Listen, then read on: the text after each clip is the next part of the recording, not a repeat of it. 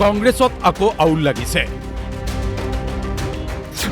এইবাৰ কংগ্ৰেছত আউল লগাইছে বহিষ্কৃত নেতাই।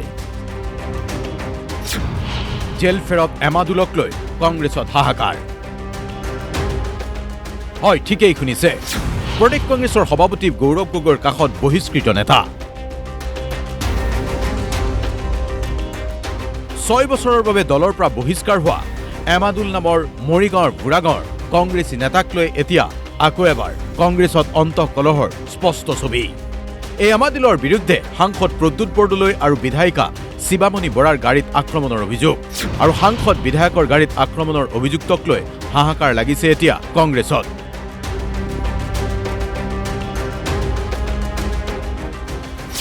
প্ৰদ্যুৎ বৰদলৈ শিৱামণি বৰাৰ গাড়ীৰ আক্ৰমণৰ অভিযুক্ত নেতা।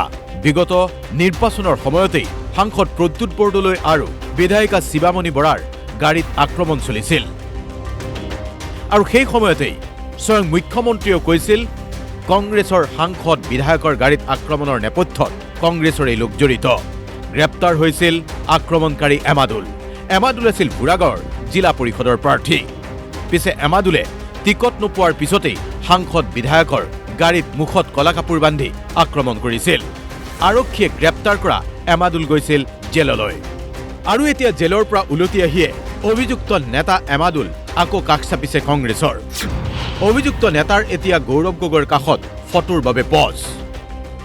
গৌৰৱ গগৈক গামোচা পিন্ধাইছে এই বহিষ্কৃত নেতাই, আৰু লগে লগেই মুখ খুলিছিল প্ৰদ্যুৎ বৰদলৈয়ে। দুদিন পূৰ্বে প্ৰদ্যুৎ বৰদলৈৰ অভিযোগ, গৌৰৱ গগৈক গামোচা পিন্ধোৱাৰ সুযোগ দিছে কংগ্ৰেছেৰে কোনোবাই।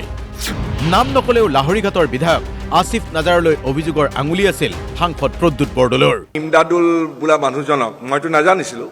নগাঁৱৰ পুলিচে চাৰ্জশ্বিট দিছে, আৰু তেওঁ যিখন গাড়ীত পঞ্চায়ত নিৰ্বাচনত মই আৰু মোৰ লগত আমাৰ মাননীয় বিধায়িকা শিৱামণি বৰা গৈছিলে, আপোনালোকে জানে যে মুখত ক'লা কাপোৰ বান্ধি পেলাই মোৰ ওপৰত আক্ৰমণ হৈছিলে। কথম্পি সাৰি আহিলোঁ, গোটেইখন গাড়ী চুচুৰমুই কৰিলে, আৰু পিছত নগাঁও পুলিচে গোটেইবিলাক বিচাৰি পেলাই এই মানুহজনক জেললৈ পঠিয়ালে।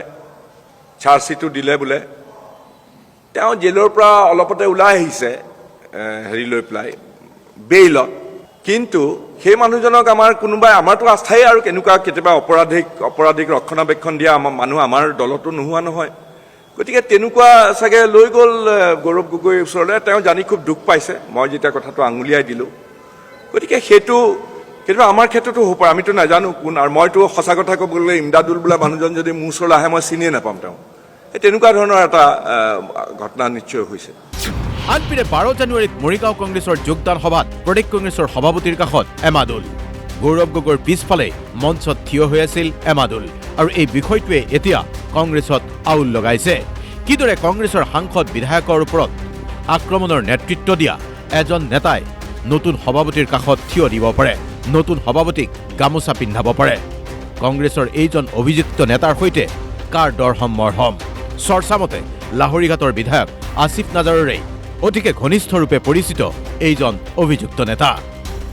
মৰিগাঁৱৰ পৰা জোন ফৰিদুদৰ সহযোগত ব্যুৰো ৰিপৰ্ট DY 365।